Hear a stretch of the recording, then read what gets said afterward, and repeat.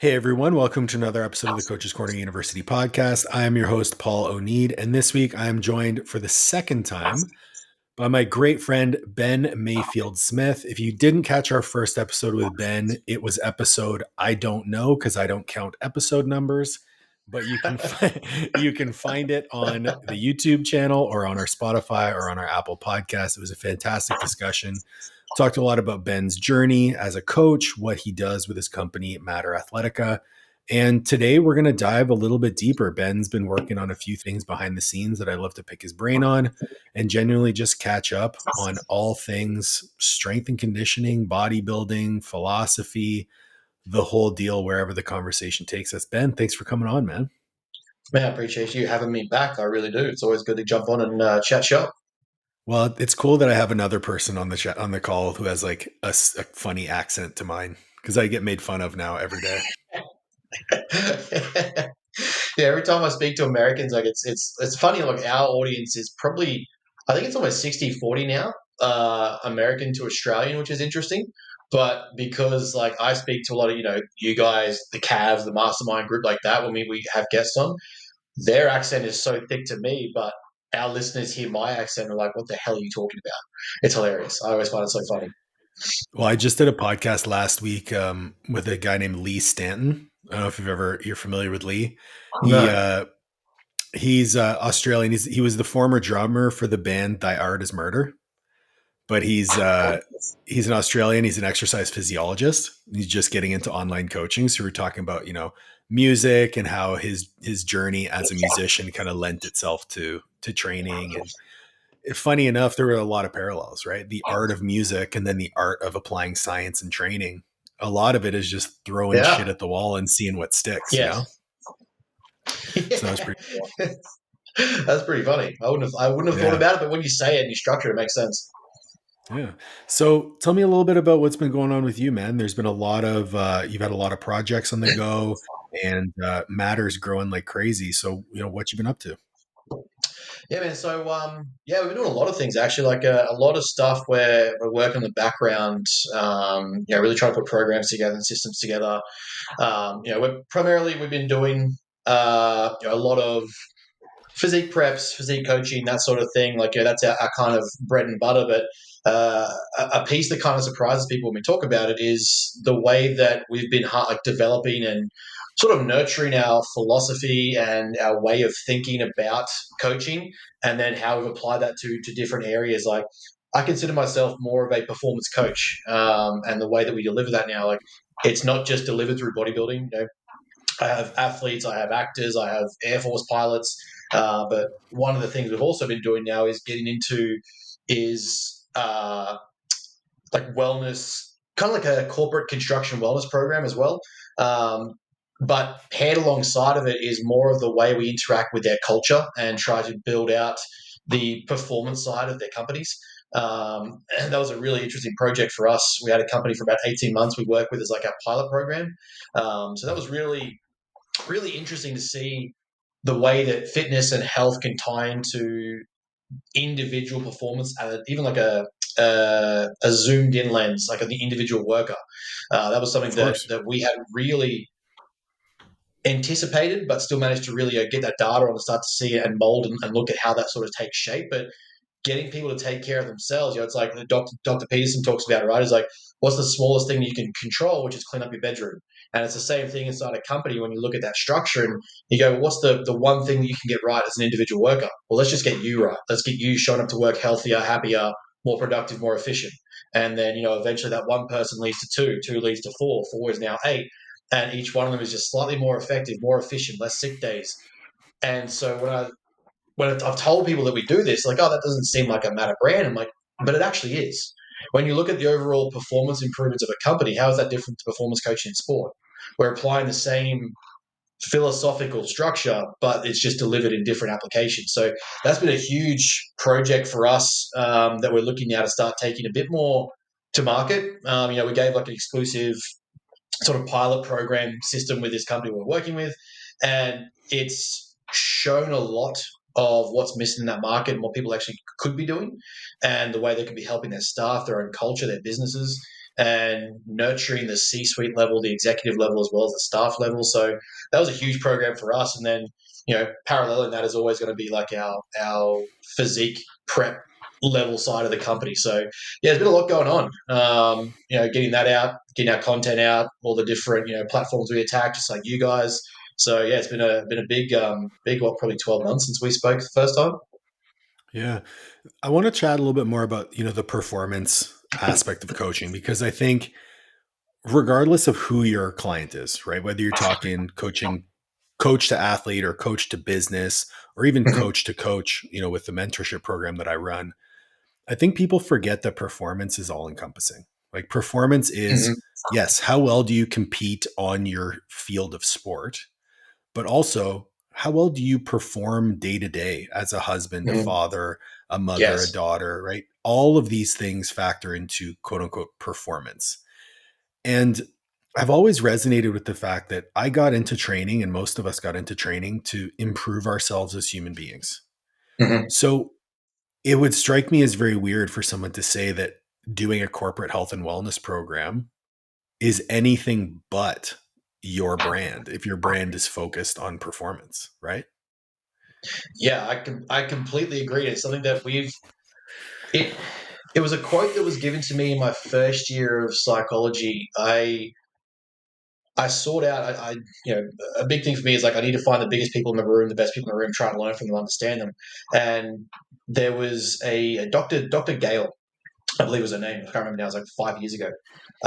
She was a Australian Commonwealth Games uh, sports performance psychologist, and she was actually working out of the university that I go to.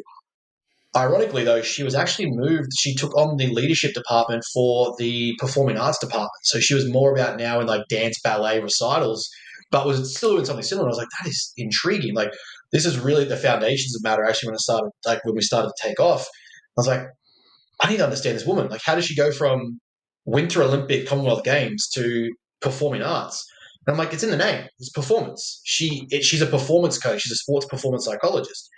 And we had this conversation, I managed to book in time, and everyone was somehow gobsmacked that, I was just reaching out to professors saying, hey, I want to learn from you, I want to talk to you. How do I get in touch with you? We booked an hour meeting, and she said something to me that was like, it stuck. And it was that we are performing in every area of our life, though we only view performance as when on the field.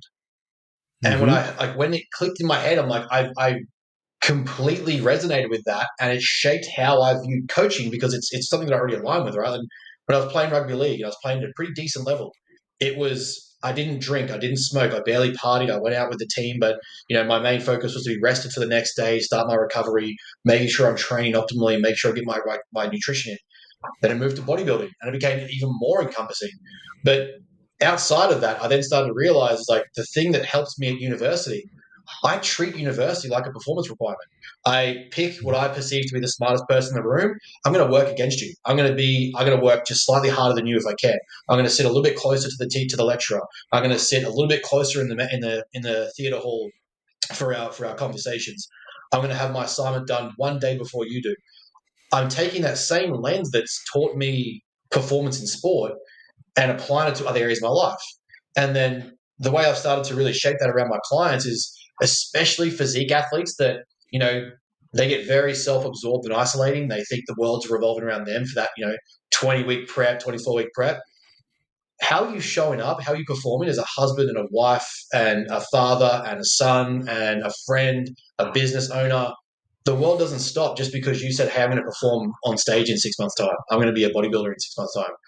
If we're really applying the lens of performance, it's all encompassing in everything that we do. And the greater the level that you can operate at in all areas of your life, right, the more high performing you become. If you just pick and choose the parts that you're all in on, that's not all in. That's just you serving the bias of you that's already good. Oh, I train, I never miss a training session. Fantastic. But did you miss that morning walk with your wife because you're tired? Did you miss that morning coffee that you guys have every Sunday? Did you Mm-hmm. miss some of your client check ins? Like these things to me also include high performance. And when I'm coaching clients, whether it be their own business owners, they have their own companies or their employees as well as working on their physique, I'm challenging them to find ways to structure performance in their life that, you know, I've got clients that they're starting their own construction companies or working inside construction companies. Like, getting my 9,000 steps really hard because I'm at the desk. Okay, well, how do we get in 7,000? How do we get? Can we get a standing desk or a walking treadmill in front of your desk? A lunchtime lap around the block to come back. Like, let's add 1,000 steps a day. I'm challenging them to perform in the areas that aren't just gym and trying to make that include in their life. And I think that's an aspect of coaching, especially in the physique world, that isn't appreciated as much. Like when we, we've got sporting backgrounds. When I look at coaching in other areas, performance coaching is so much further along than bodybuilding. When I look at physique coaching and I try to get people into that realm of thinking, there's such missing gaps in the physique performance world that I think can be really brought up to a level. And that to me is where I try to bring that performance background into that type of coaching, because it is, like you said, it's all encompassing in life. Like high performance isn't just picking and choosing when you want to show up. It's performing in every aspect of your life, right? Like you can be a performer, but are you going to be a high performer? Because that to me becomes two very different things. You can show up when it's easy and the stuff you're already good at, but are you going to be a high performer in the stuff that isn't as simple, isn't as easy, isn't as given as a talent? Like we said, the relationships, the friendships, the business. Yeah. What jumped out when you were talking is like, I have this very firm belief that every choice that we make in our life is a trade off. Because if you're making a choice for one thing, you're making a choice against something else. So if Mhm. you're choosing to go to bed at a certain time, you're choosing against maybe having a really robust social life, right? Or if you choose to wake up really early in the morning, then you're choosing to go to bed earlier at night. And all Mhm. of these choices require, I use the word sacrifice, but it's really trade off because you're Yep. prioritizing that one thing over that other thing. And I think people get in this false dichotomy of, if I choose something, that means I have to completely neglect that other thing. Mhm. So it's like an on and an off switch as opposed to a dial up and a dial down. Yes. And people also look at it in the acute rather than the chronic.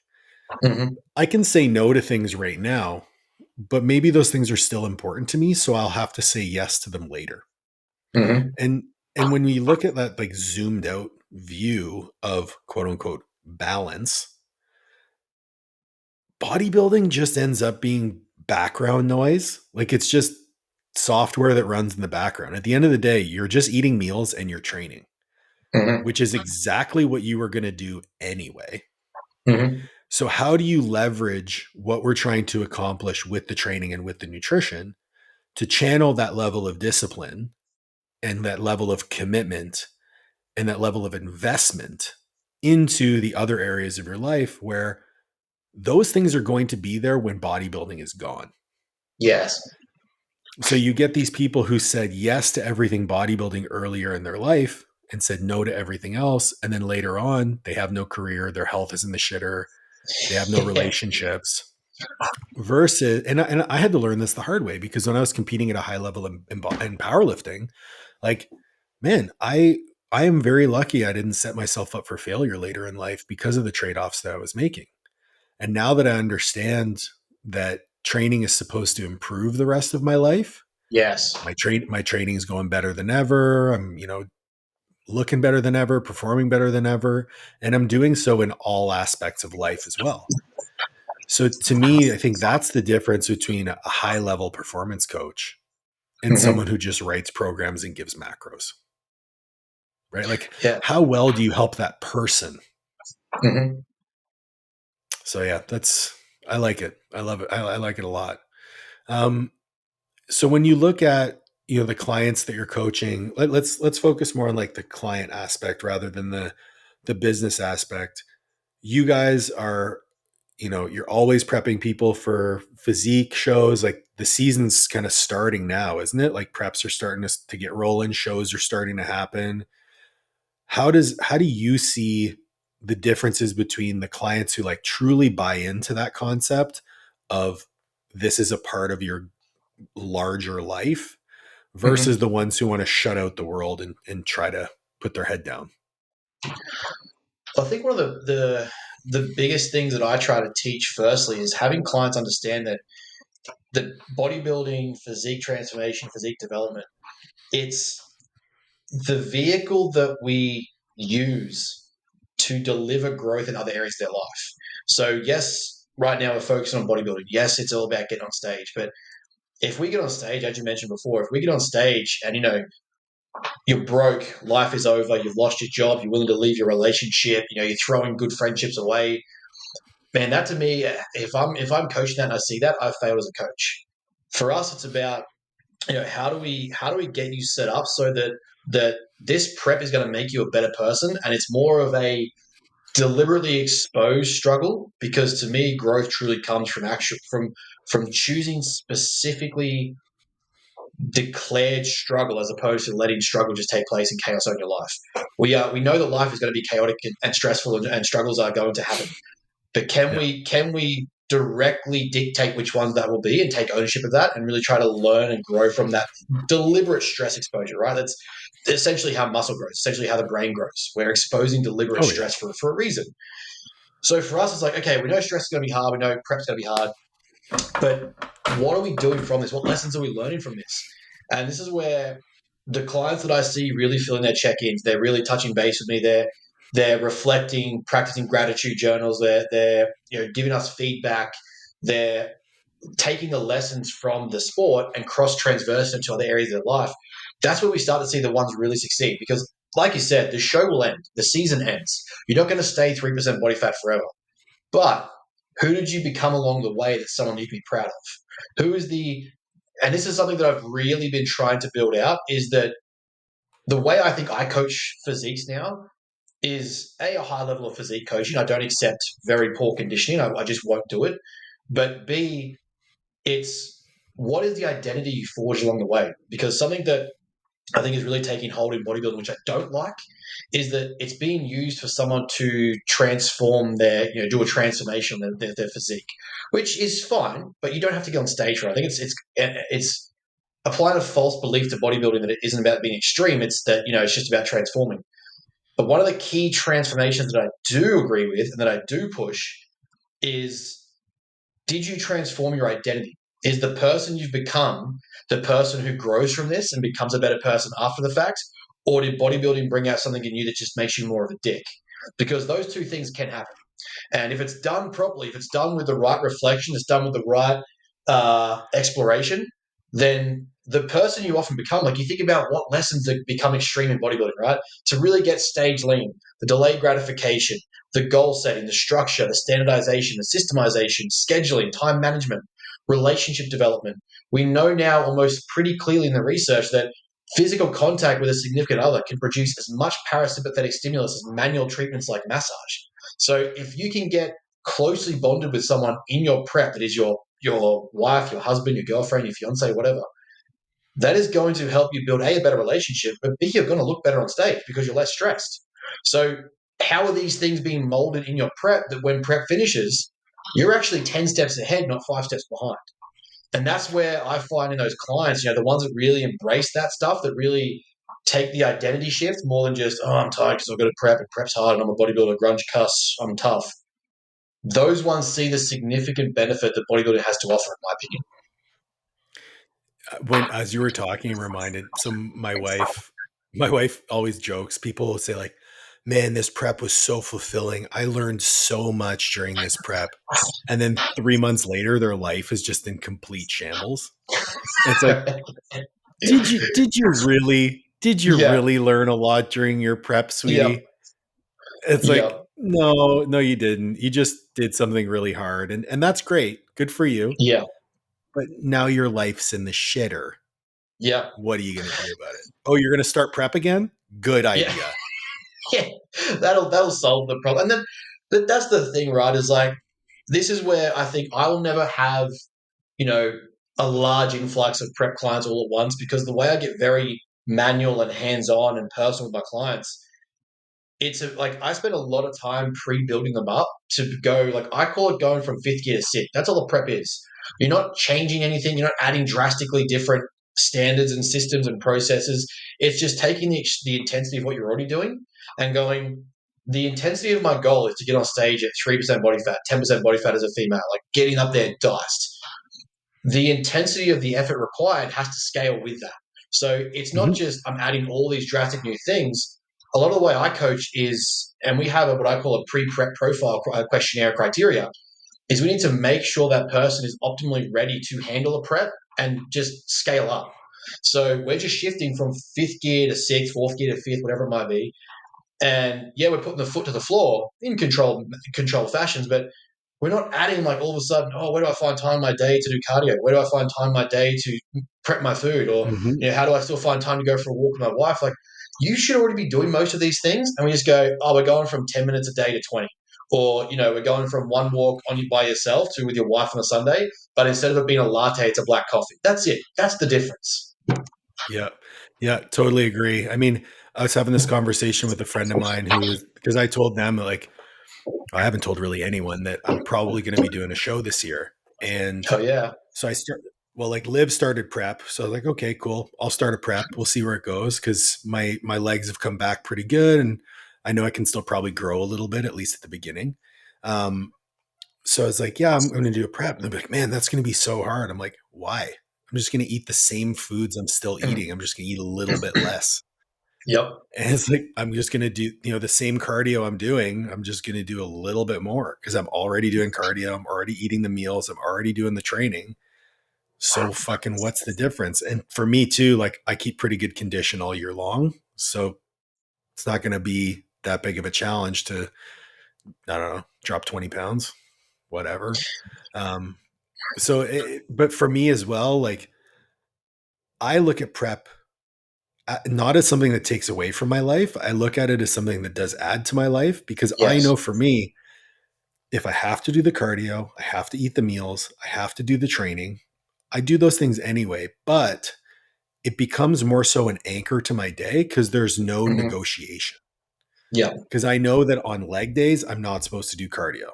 And I still have 5 cardio sessions I have to do the rest of the week. That means only on Wednesdays and Saturdays do I have the choice not to do cardio, Hmm. but it has to get done. So 5 days of the week, I do my cardio first thing in the morning, or I do it late at night, but it's scheduled in my calendar so that it Hmm. gets done. And then with the training and the meals, it's like, well, I just book my appointments outside of that. I know that I'm going to be more routine with everything I do. So I'm going to be more productive, at least for the beginning until about that 6 week out mark. I'm probably going to have more energy. And would you look at that? I make more money. I help more Hmm. people, Hmm. So I wish people are able to see that doing hard things shouldn't make the rest of your life harder. And Yeah. I think that's the disconnect that people see. They see, oh shit, I have to do more steps or I have to do more cardio or I have to get that training session in. It's like, well, no, you have the choice to do those things because this is a Hmm. voluntary endeavor. But that's also going to mean that you have the ability to channel that level of dedication into everything else you do. Hmm. You have that, that commitment, that resilience that you're building is going to make everything around you easier. I know for a fact this prep is going to be easier than the last prep because number one, I'm not super fat when I started. And number two, I've been there before. I Hmm. know what it's like to take your dogs for a walk and just start crying for no reason. So when it Yeah. happens again, I'm gonna be like, oh, I guess I'm lean now. But that what you've just described is like something that I think coaches in the bodybuilding space miss and the physique development space miss is the gap currently between other performance sports and performance coaching in our realm is the way that there's lessons inside the sport that the coach and power to text, the captains and the coaches get to teach. As coaches, we have the power to teach very powerful lessons to our clients, especially if we're I like to consider like coaching even at the worst possible level is like I don't think I'm better than anyone. I think that I'm like Homer Simpson when he's trying to do homework with Lisa. He's read a few pages ahead of her the night before so that he can wake up and do homework with her, and he's slightly smarter than she is.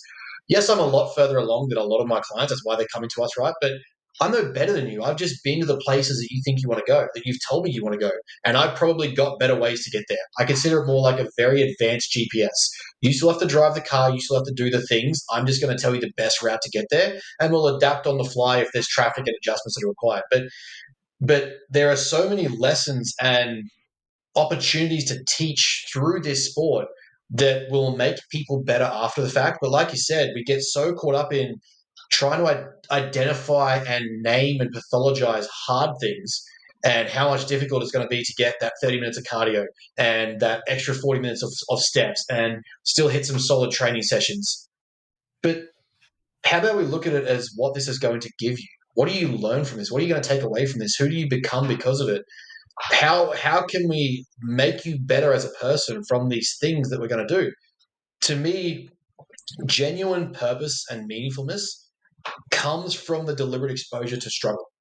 There is, like, we know for a fact, and this is going very philosophical with understanding Sisyphus, is that life is going to be a struggle no matter what. We are always going to be in a struggle. It, like, whether you choose to do nothing or you choose to do something, there is a struggle.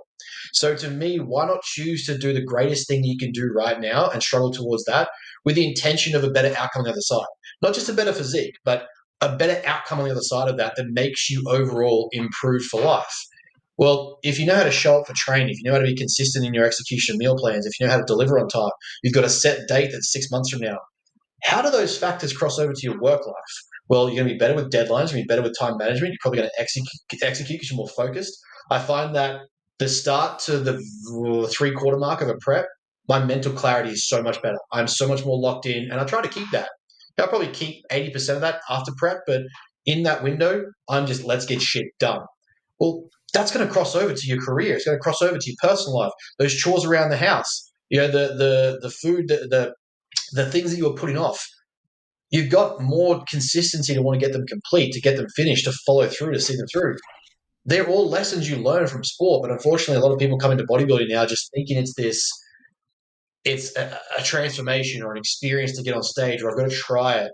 But we're not giving it the same respect that other sports get. And coaching to me is a really huge opportunity to fulfill that desire that I have to impact people and teach them those lessons, even if they aren't aware of them yet. Like, how does this make you a better person? This week, what did you do better? How did you get better this week that you can apply elsewhere? You know, getting those messages from clients are like, yeah, I look great, but you've changed how I viewed self growth, or you've changed how I viewed development. Those messages hit me harder than when someone's like, oh, I'm down a pound, or I'm down 2 pounds, or I've hit a weight loss prep low this week. I'm like, that should happen. We're in a prep. You should hit prep lows. That's expected. But did you get better? Are you a better person? Is your life better? Are you structured better? Well, yeah. Tell me about that. I want to hear about that. Yeah. So I think it's really interesting you mentioned Sisyphus, because for me, like, I reference Sisyphus a lot. And for those people who are unfamiliar with the myth of Sisyphus, Sisyphus was punished by the gods to push a rock up the hill, only to have that moment when the rock reaches the top of the hill to have it roll down to the bottom. And there's a philosopher named Albert Camus who philosophized philosophized that we have to imagine that Sisyphus was smiling because he has purpose in his day. His purpose is to push that rock up the hill. And if we apply that broadly to everything that we try to do, and we look at having purpose in our struggle, I think it's just a very beautiful analogy for the things that we go through in life, whether it's, problems in your employment, problems in your personal life. We're going to have problems. And if you accept those problems, shoulder that burden, and just keep rocking up that hill, man, good things are going to happen. And I think the communication between coach and client on how to use those struggles to improve the rest of Mm-hmm. your life is paramount. Um, I'd love to get your input a little bit. When we apply that performance mindset broadly, there are a lot of coaches that listen to the podcast. What are some, like, actual systems that you put in place with your clients that allow them to have that transfer of skill set? You mentioned, your pre-prep checklist. What are some Mm-hmm. other maybe systems, processes, forms that you implement with your clients that allow them to seamlessly make that transition? Yeah, so it's one of the big things that I put into my weekly check-ins is not just you know training feedback or nutrition feedback. It's what was a struggle that we faced this week, and what was something that we overcame this week, and how did that feel? So the main reason why we do that is there's always going to be struggles, or there's going to be things that get in the way, right? Like we always have a plan, and as Mike Tyson said, everyone's got a plan until they get punched in the face. We've got a plan. As coaches, it's our job to have a plan. The client works towards it. Every week there's going to be something that comes up. And the main reason why we do this is we want to emphasize what went wrong. What did you face, or what was an obstacle to our goal this week that you experienced? And then at the bottom, I also ask then, what is a win this week, regardless of physique? It doesn't have to be about weight loss. It doesn't have to be about physique, your physique appearance. What is a win this week, regardless of size, big or small? And the main reason why we do this, it's a very simple cue, but it's a weekly accumulation. What I tend to find is I can go back to week one with a client, and I can see how much more hands-on I was with them, how much more they required my time, how much more interaction was required for these struggles. And then I can show them 6, 12 months later, you know, what what is now a struggle would have broken you 12 months ago. What is Oh now yeah. your weekly standard and acceptability, that was your risks. That was your struggle profile 12 months ago. The things that you're doing now on a consistent daily basis used to be the things you were struggling with and stressing about when we first started. Oh, Ben, I couldn't get my 300 grams of vegetables. Now, I don't even need to put in your app. You do it because it's just something you know to do. I don't care how you structure your meals. I just say, I want to see 300 to 500 grams of vegetables. Oh, remember how you told me you couldn't stand the taste of broccoli? Now you've got 5 different colored vegetable profiles on your in your diet that are nothing to do with broccoli, but we're covering all these boxes that you were nearly crying about when we started. Like literally, they're extreme examples, but you get that understanding, and it becomes so easy to have that client reflect and reframe that growth, because we go, okay, what is now a win? Well, the win this week is something that a year ago would have been my extreme goal. Like I would have dreamed to have been able to do this. Hit a perfect week in my checklist, get my every box ticked on the Matter HQ app, make sure I get all my training sessions done. Like they were goals you had 12 months ago. Now a win this week is that I had clients that tell me they were like one of the obstacles they faced was this problem happened, so they couldn't get their 8 hours sleep, and on one of the nights they missed their 8 hours of sleep. I'm like, that's fantastic. 12 months ago, I couldn't even get you 6 hours of sleep. We were struggling to systemize how to get you an hour extra at night, and now you're bummed out because one night of that week you missed an 8 hour window. We've got 7.5 instead, or 7 instead. Like we start to see that accumulative growth, and then what happens from that is they start using that checklist to feel about their life. It stops just being about training, because the training becomes what they realize is mundane. Like they know every week they should progress their training, or close to proximity of progressing their training. They should be on their diet. They should be adding in these fruits and vegetables and water. So it stops being about that, and it starts becoming, where do they reflect in their life? Oh, I managed to get this promotion at work. I've had the amount of clients that have either promoted themselves in their company, increased their education, gone back for self development, gone back to university, started their own businesses. None of that has to do with training as a coach, but I'm using No. that to show them, when we get this stuff right, it scales into other areas, and we can see that starts to produce a result elsewhere. And that's the thing for me, that it's a very simple cue, very simple system, is obstacle, struggle. What did you overcome? Sorry, what was an obstacle? What did you overcome? What was a win this week? And what you'll start to see is over 12 months, 24 months, you work with them for a couple of years, they're an entirely different person. Like Oh yeah. the Yeah. the Yeah. the growth that they have is something that it's tenfold who they used to be, and then from that, I really start to, in amongst that, I use my very big in Stoic philosophy, but I'm really starting to build out my own philosophy kind of off that. And one of the big skills that I take from Stoicism is the dichotomy of control, and having people actually, when they go through a struggle, I have them use our template. We have a system, and I try to get them to visualize and actually map this out properly, which is, two lists: in control, not in control. What do you have direct influence over in your life? What do you have no influence over? Doesn't mean that no influence isn't a problem, but there's no point putting energy into the things you can't impact. They're going to be there anyway. Deal with them, but it doesn't mean that, if we can conserve energy, especially during preps, especially during dieting phases, that's the key. So there's no point placing cognitive bandwidth being stretched out into this list that isn't going to be changed. It's going to be there. It's going to impact you. It's going to happen no matter what. Okay, well, let's go to the other list. What are the things you can directly control?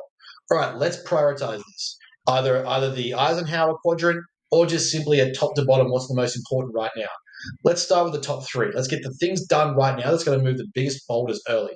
And they start to realize, even in that chaotic, struggling sense of stress they're going through, even when life feels, completely out of grasp and spiraling, there is actions they can anchor to that is pushing the boulder up the hill. It's probably going to reset tomorrow. You probably have to do the same things, but you're able to see that you do have, even when you feel hopeless and powerless, you have power over something that can move the needle.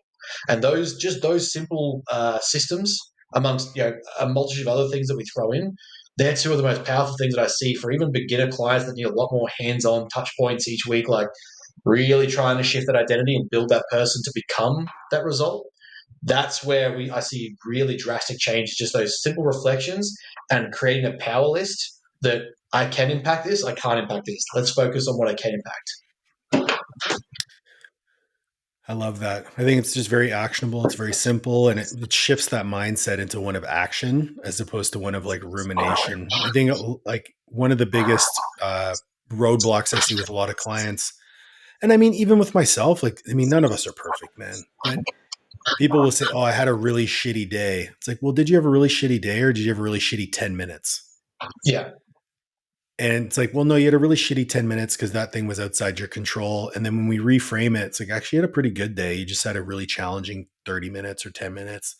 Um, let's shift back to the corporate side of things, because this is an area where I think we as coaches discount our ability to have impact. Mm-hmm. And it's one of the areas where I actually have a mentee of mine who went into a performance like wellness program, and she's had tremendous success working with a local school board with their staff. So she implemented a workplace health and wellness program with the staff of the school board, and her adherence with it is over 70%, like with Amazing. participation, and the results that she's been getting have been phenomenal. And the funny part is people are showing up to work happier. They're more Mm-hmm. engaged with their work. They're not having as many sick days, which, and this is where I would like for you to speak on. It's like when we're trying to sell something to somebody, especially a corporation, we have to show proof of ROI. Mm-hmm. So for her, she leveraged productivity, she leveraged workplace engagement, and she also leveraged sick time and saving money Mm-hmm. on sick time. When you were trying to sell this wellness program to the construction company, what were the areas that you were trying to capitalize on to show them return on investment? Yeah, I think, and that's a very good point that people need to understand when it comes to companies. Is there's two levers to attack. There's the culture side, the staff side. Like, understand that you are, like, say you're taking this to middle management. How do I build a better culture? How does this improve, the staff experience, the workplace environment? But to the C-suite top executive level, we're looking at what is the bottom dollar and how do they improve that by this program. With all due respect to a lot of companies, very few companies are actually built on the foundation of culture and caring. They care enough that it's going to improve their bottom dollar, and like, well, what do I get in return for this for? And so Yeah. for us, yeah, a very big part of that was sick leave and improved like health of the staff. But then we looked at returning that as what does a healthier staff member do, and what does an improved culture look like? Well, they're going to have less sick days. And because it's construction, right? They're more focused, they're more alert because they don't have the afternoon crash. They're not eating just pure shit. They have more sustained energy across the day. They understand food just a little bit better. They're more hydrated, especially on site. So there's less accidents in the afternoon. Less accidents means lower premiums for insurances. It means they're welcomed on more job sites. They're kicked off sites less. They have more, like, they have greater room for mistakes because they aren't constantly making them, which is huge in mining and construction in Australia. But then with that also, we look at, okay, well, what is the return here that's going to help them buy in? Well, the staff are going to be more cohesive. They're going to work more as a team because they're the ones who are doing the program, the ones who aren't. They generally start to align better. They connect better because they have banter outside of work. We use gamification, so we're going to have them buy in through who competes to tick the most boxes or do the most steps or drink the most water. Those things become a nice little inside competition, but that builds the culture side of retention. And this is where companies do fail to understand is companies that have a high turnover rate not only don't attract good staff, but the staff that do come, they start to ask questions. Why are so many people leaving? Like, a good staff member will ask at the interview, Why did the last person leave before I got here? What happened to the Mm, person before me? Were they fired or did they quit? Because they're two very different things. And absolutely. they want to see that there's investment in the person. They want to see investment in the health, especially in construction and the corporate construction space. Men's health is a dangerous area to Australia. 9 out of 11 workplace deaths are males in a construction site or like a physically laborious job. I believe that's around the data point. So having happier, healthier staff builds a greater culture for the company. Now, what does that look like? Why does that matter to the company's bottom dollar? Well, the less time you're in market recruiting, the less money you spend on advertising, the less money you spend on onboarding, the less money you spend on recruitment and headhunters. But then the other part of that is staff that stay longer are more effective and more efficient. They're more productive. They have better skill sets, especially if you invest in them, like build programs like this. So if you have to hire someone, they're having to start from scratch. You lose the efficiency that person had before them because the skill set isn't at the same level yet. You've got to bring them up to speed. You've got to spend time instead of working on product, you're working on development because you have to get that person up to pace. So every single Mhm. time a staff member leaves, that's a cost to the company's bottom dollar. And so there are all these little intricate variables that we attack from both the culture and the financial perspective that it increases productivity, which means less time per unit of production, whatever that is, whether it's your retention or a service model, a system model, whether you're a product or like a single unit model, the amount of time it takes to deliver that good or that service, if you can improve that, you're making more money per person, you're making more money per product. So Absolutely. Yeah. all those things start to become how we attack that conversation. It's less sick days. It's an improved culture. It's improved bottom dollar, and it's also staff retention. And what does a better staff retention, like happier staff, mean? It means then not only are you not having to find workers, you're attracting better talent because the people who want to Hmm. come to you are like, what is this company's secret? What are they doing? Why is no one leaving but people are staying? That changes the conversation when it does come time to find that new executive assistant or that new project manager or that new construction manager. Well, we can not only offer you better pay, better salary, better, like superannuation, pension. We can also give you a better environment. You're going to go home happy to your spouse, to your other, to your wife, to your partner, whoever it is. You're going to have a better home life. All these things, again, ties back to what we spoke about earlier. Your performance in life goes up because the culture at your Hmm. work is better. You give that to a company, the happiest company is far more productive than a dictated company. Talk to me a little bit about how you as a person have walked the walk when it comes to implementing these things. Because this is something that I speak to coaches a lot because especially in the mentorship space, I get a lot of different personalities. I get the coaches who really love health and fitness, but don't necessarily take their own health and fitness very seriously. Mhm. And then I have the other side of the spectrum where they're kind of folks like me who prioritize it very, very highly. But unlike me, they let other aspects of their life fall apart. When you're doing all of this work, serving your clients to a very high level, building the business, going back to school, how do you walk the walk and how important is that to you, to your business?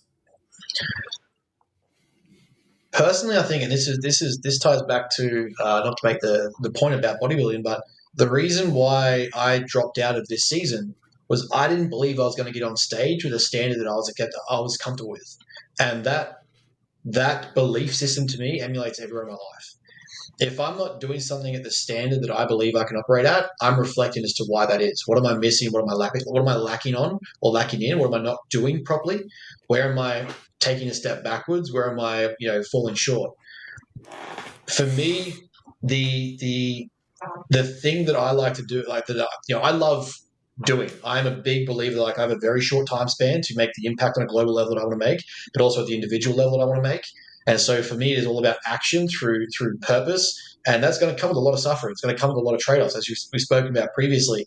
You can call it sacrifice, you can call it trade offs, whatever you want to call it. There is a cost to doing the things that I want to do, and that is there are certain trade offs that I have to make to end up in the position I'm in. The speed at which I've got there and the speed at which we're doing things does come with a lot of trade offs. And for us, it's a lot about what we take away as opposed to what I add. So I remove a lot of the distractions and the convolution and the distractions that are going to impact the result or how fast I can do something. So we are very homebody people like you and Liv. We're very like Saturday and Sundays, like it was Easter weekend just gone. We had one of my clients on stage Saturday. I was writing his updates for the new peak week that's coming because he's got his national show the following week, this week. He had his plans for Sunday in his email address by Saturday after I looked over it. Like, obviously, I had plans, they changed because of how we looked and responded, fully restructured his format for the next week, had that into his account by Sunday morning. Sunday comes around, I'm making more changes to the rest of our clients. I'm looking at the systems we have, we've got study to do. So a lot of it is like, well, I don't do big family events. I don't do, I don't go out and party. I don't drink. I don't smoke. I don't spend money on alcohol or, very big extravagant events. I'm not a show off kind of guy. Like the biggest thing I buy if the wall wasn't here is my Jordans. But that to me, I use Jordans as a reward system. I love what Jordan stood for. I love what the shoes stand for. And to me, the correlation is when I do something significant, I reward myself with a pair of shoes because I know that I'm stepping into something that means something to me. It's not just a vanity purchase to show off a cool pair of shoes. It's how I anchor myself to my goals and stay accountable. So everything else is basically towards the outcomes that I'm trying to achieve. So in university, delivering to my clients, delivering to myself, prepping when I compete, when I train, my nutrition, all these things are like I compare them. I reflect on them to a system, to a standard, and if I don't meet it, I immediately review. We missed slightly by like an hour for Tom's show on Saturday because the time frame moved up early. So straight away, I was back into my systems, reflecting the entire week of what we need to do differently. Is there anything I need to change, or just move the time frame forward? Do we land the way that I wanted to land, but just a little bit later in the day? So for me, it's speed of reflection, speed of assessment, and then speed of implementation. So those things mixed with distraction removal leads to me operating at a very high standard that I believe moves us very quickly. And I just apply that in all areas of my life. If I'm slipping on university, same thing, same reflection, same self-critique. And I think the biggest thing that people miss is the power of ownership, self-reflection, and responsibility. And if you can implement that in your own life in all these different areas, there is never a way in which you can't get better. And so for me, I take very personally the ownership of delivering for a client. If we missed by an hour, that's an hour that I missed. Up until Mm-hmm. show day, that client's done their job. They've done everything I've told them to. So if we missed by an hour, it's not big, the show ran late. Well, why didn't I have a system in play in case the show was early? Why didn't I have something ready to go that was, can we move this forward an hour based on the look and the time frame? That's on me as a coach. It's a very minute detail, but if I can take that accountability now, the rest of my career is tenfold better. And I put that into action. Literally, I had a if this then that sort of like when I created the process for this week, I now have a if this then or if that then. So if the show moves up an hour, we move it forward an hour by this.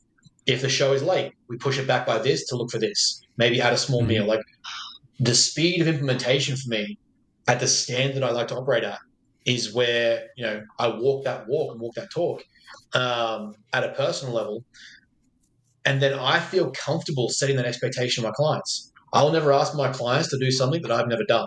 I'll never ask my clients to go to a level that I haven't ever been to because I know A, that I can get there, which means B, you can get there because I am not great. I know for a fact I am not genetically blessed, genetically gifted, lucky, or blessed in many certain ways. Like everything I have is from taking this system and putting it into practice as much as possible. And so for me, it's like if I can do it, you don't need to be at the same level of intensity, but I'm showing you firsthand what happens if you do. And that's where, going back to why I pulled out of that show, I can't get on stage looking less than if I believe I can be better, because that directly reflects to my clients that I'm setting an acceptable standard that isn't good enough. And so how do I tell you to get on stage shredded to the bone if I get up there still fatter than what I should have been or not in the position that I should have been? So to me, I walk the very philosophy that I'm teaching and building in live action in real time, and then I reframe it and teach it to my clients. So I'm going to play devil's advocate here because I love it. Um, who's to say that you couldn't always be better, though? Like, is that striving to always be better going to prevent you from actually doing the thing? I don't think so, provided that striving to be better is in action, because everyone can get over. This is the reason why I've noticed that I really can't stand the academic philosopher that, they've got the patchy elbow jacket and they're all sitting around the library and, talking about like deep philosophy work and how, this is actually what Serpico meant. No, this is what Caesar meant. This is actually what Marcus Aurelius was talking about. One of the greatest real time things you can do in terms of like figuring something out is put it in action, stress test it, and then adjust. And you'll Mm-hmm. see very quickly, does that philosophy actually hold up or does it need to be refined? And I am, and you're absolutely right, people can get caught up overthinking and sitting there and overanalyzing and, I'll wait till maybe this, or if we get it right, then I'll put it into practice. The only way to really know is take what you have, put it in action, get the live feedback, and then reflect and adjust. If you got it right, cool, but could it be even better? Well, don't wait 5 years to figure it out. You've got to put it into action at some point and test it. So for me, these philosophies, these approaches of always getting better comes from action. That action governs how fast I learn that feedback, and if it's way off, if it's on point, and then the thing to me is like you get it so refined that even to the average person, if it's good, that's great. But to me, it's like then I can look at that and go, okay, but I could have made that great. What's the 1% that I could have done better? I've got everything else so fine tuned that now I can isolate those single variables and have the deterministic outcome and go, well, I know that if I change this slightly, well, this outcome should be better. So let's try that. And I try it again the very next time. So to me, every single, and just using the prep lens, every single prep that I'm using this strategy on with clients, with my athletes, with myself, I'm almost an entirely different coach by the next season because I've changed or adjusted or learned or reflected so much in just that one season. Like the fact Tom's show was Saturday, I've already changed how I do my spreadsheets from Saturday to what he got on Sunday. That's less than 24 hours implementation of feedback. You do that every single time you have a client on stage or every single time a client hits a goal. How do you not get better in real time? So it's yes, it's self development, it's self growth, ownership, and reflection, but it has to be in action. It can't just be in thought and philosophy and concept. It's a big disconnect that I have with the armchair hypertrophy experts. Like if Nerds. the nerds, I mean, unless you have amassed like accumulated a significant amount of muscle, I don't really want to hear what you have to say about hypertrophy stimulus.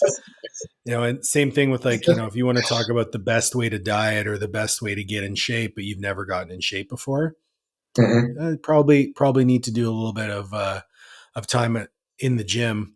Because I mean, you said it yourself, right? I'm not going to ask a client to go somewhere I'm not willing to go or do Mhm. anything I'm not willing to do. Um, I had this come up with a client recently because I programmed him 6 minutes of walking lunges at the end of his workout. And he's like, bro, this is crazy. I can't believe you had me do it. And I'm like, did you do it? He's like, yeah. I'm like, okay, cool. I'll one up you. So I did 5 minutes of occluded walking lunges. Oh. So I did blood flow restriction walking lunges for 5 minutes. And he was like, you're fucking crazy. I'm like, yeah, but I'm never going to ask you to do something I've Mhm. never done, I'm not willing to do, or I couldn't do. And I think that level of walking the walk goes so far with your clients from a buy-in Yeah. perspective where they start to, okay, this is going to be a little bit far-fetched, but I think all the clients that we end up coaching either want to be like who we are now or are coming into it where we were in the past. Yeah. So I'm either getting some younger lifter who wants to be one of the strongest people on the planet, or I'm coming in with this like business owner professional who wants to be jacked and strong.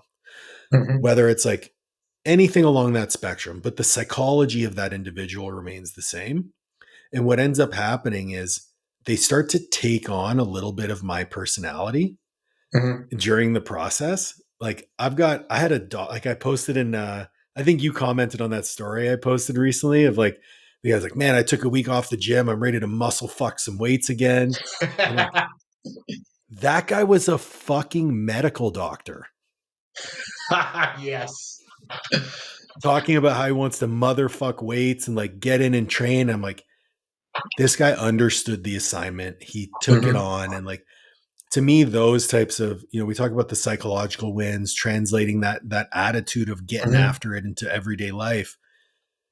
To me, like that's everything. And it starts because I walk the walk and I showcase that I am doing those things. So for Mm-hmm. me, it becomes a non-negotiable that I get my training in. It becomes a Yeah. non-negotiable that I adhere to my nutrition. It becomes a non-negotiable that I continue to walk the walk to show people that what I'm having them do or what they want to achieve is possible. Mm-hmm. And that's why I will never ever tolerate the fat strength coach. Mm-hmm. Your body of work, both physically and metaphorically, is your business card. Yeah. So if you're coming into this as someone who wants to be at the highest level of coaching, you have to be pursuing the highest level of performance in your own life. And Mm-hmm. that to me is a non-negotiable. Yeah. I completely agree. To me, it's almost a moral responsibility that Yeah. if you're going to take people under your wing, if you're going to take people on the journey of self development, physical improvement, life improvement, then you too have to show up for yourself. Otherwise, all you're doing is teaching from a textbook, and people aren't textbooks. People aren't lectures or structured, content. They're unique. They're chaotic. They're crazy. There's variables. There's obstacles. There's different levels of people. To us, like we're almost like to steal from Coach Cav, the we're the lighthouse that kind of guides them as to where they're going, right? Like we know we know it's possible because we've been there. Got a And lighthouse on my arm, brother. I get it. exactly. And that's what we become really. Like we're like this guiding light post that, hey, you've come to us for a reason. There is a version of you that can do this, but it's our job to help you get it out. However, I'm not going to coddle you about it. I'm not going to take it easy on you, but you need to also look at me and go, I know where I'm going because that guy's there. That guy is where I either want to be or someone like I want to be. And I have this system that I create, that I ask very struggling clients with. They don't know where they want to go, right? I'm like, you know, like I want you to think of a version of you in 10 years' time, the most perfect version of you that exists. 10, 20 years, everything that you possibly want this person has, right? Whether it's like the dream physique, the pro card, whether it be the business that's doing 6 or 7 figures, you've got a book full of clients. Now, instead of just looking at that as like your affirmations or visualization, that's that's surface level psychology. That's great. It has its merit. That's fine. Your pop mindset coach knows that from the weekend course they did. We're going to reverse engineer that instead, and we're going to create your identity because your identity is more than just visualization. What are the Right. traits, the skills, the beliefs, the ideas, the social circles, the schedule, the lifestyle? What does that person have that is that current life? You don't, and this is a quote that I really love that I live by is you don't become a pro athlete then act like a professional athlete. You act like a professional athlete, then eventually you might get there. It puts you in the game and it gives you the admission ticket to get in. You now get to look at that person and go, well, what's the gap? What's the differential between, you call it the delta if you want to, what's the differential between where I am and that person I've created? How do I implement that right now? What else do I need to be doing that this person that I've talked about, that I dream of being, that has the perfect life for me? What is it that I need to implement right this second that's going to make that possible? And then you just start acting towards that. You're not going to be perfect straight away, but at the bare minimum, you're then acting like the person that you know that you want to be and has the things that you want to achieve. And at the very least, you'll start walking towards that outcome. And you might find along the way you want to change, and that's fine. We pivot.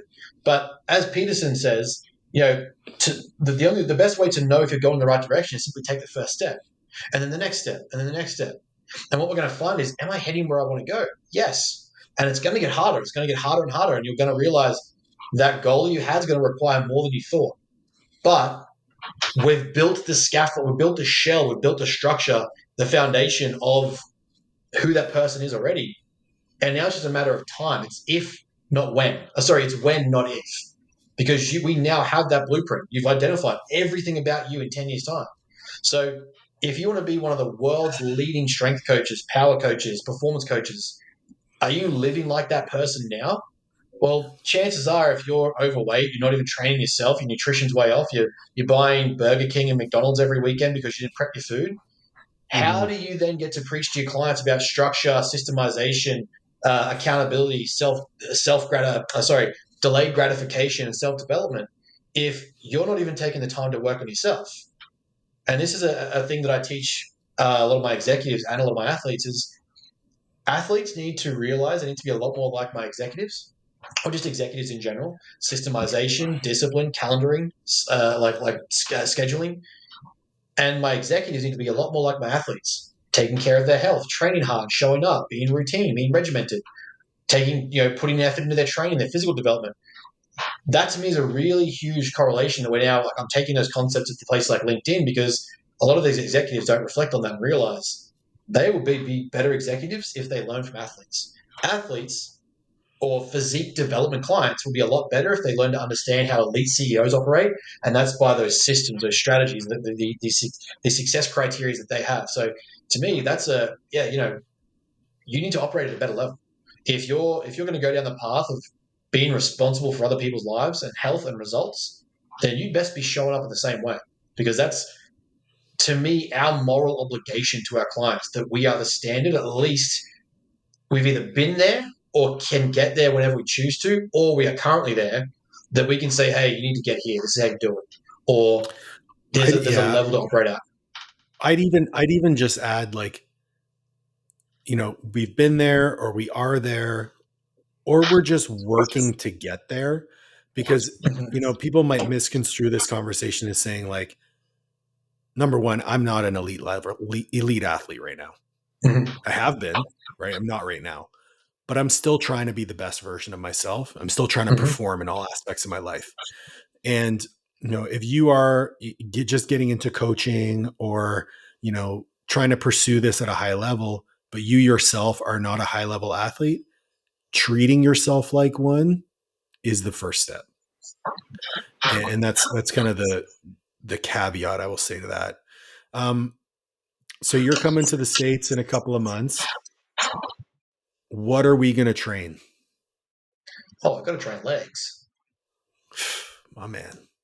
I've got to train legs. We're Don't be gonna try. stupid. So Ben is gonna be coming to the U.S. in August for one of the masterminds with Justin Kavanaugh, and we've never actually met in person, but we're going to, because that's actually only a 6 hour drive from my house. So I'm gonna try and arrange so that I can stay there for a little bit longer. And dude, I'm so pumped to meet up in person, man. Oh no, it's. We looked at the. I wasn't actually going to come to the April one because that was when I was supposed to be on stage, and I had my own clients Mhm. on stage, and then I was like, I think there was another one we were going to do. Oh, you didn't make. Oh, your knee was the last one. The summit in August. Mhm. Obviously, you couldn't come, and we are banking on meeting up then. And so now, like, this is the first time finally we're like all things leading correctly. If Cav finally books it in and lets us know the date, like we're waiting on booking flights. But I'm like, I'm just going to book the flights and tell Cav this is the day. This is you have to make it fit this Dude, window. just fly to Charlotte, and then we can drive there together. I'm Yeah, serious. that's Be going to be easy.